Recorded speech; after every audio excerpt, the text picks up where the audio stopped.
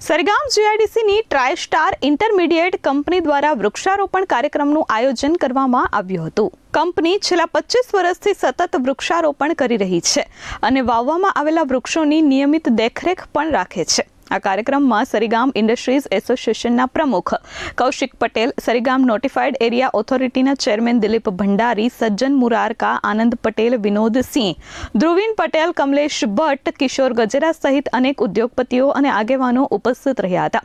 ટ્રાયસ્ટાર intermediate કંપનીના પ્રતિનિધિ સંજય માર્બલીએ જણાવ્યું હતું કે કંપની છેલ્લા 25 વર્ષથી પર્યાવરણ પ્રત્યે પોતાની જવાબદારી નિભાવી રહી છે અને નિયમિત રીતે વૃક્ષારોપણ અને હરિયાળી જાળવવાના પ્રયત્નો કરે છે। તેમણે વધુમાં કહ્યું કે પર્યાવરણ સંરક્ષણ બાબતે હંમેશા સજાગ અને પ્રતિબદ્ધ તમામ લોકોએ રહેવું જોઈએ।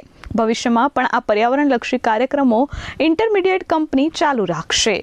विश्व पर्यावरण दिन के हिसाब से हम लोग गए 25 साल से यहाँ पे प्लांट्स जो लगा रहे हैं, साधारण 5 प्लांट्स लगाने से हम लोग जो हमारा अभियान चालू किया, अभी वो चलते चलते गए साल हम लोग 1200 प्लांट्स लगाए।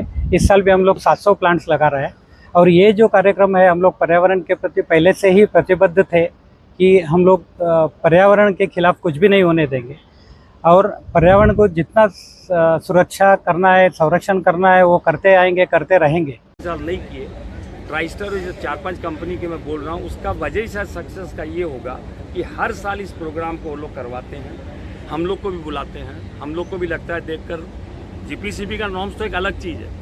पेड़ कट रहे हैं, जहाँ पर ज़मीन एने होती है वहाँ पेड़ कटते हैं और जहाँ ज़मीन बंजर पड़ी है वहाँ पेड़ उगाते हैं, तो अपने इकोलॉजिकल बैलेंस जो है वो बराबर रहता है।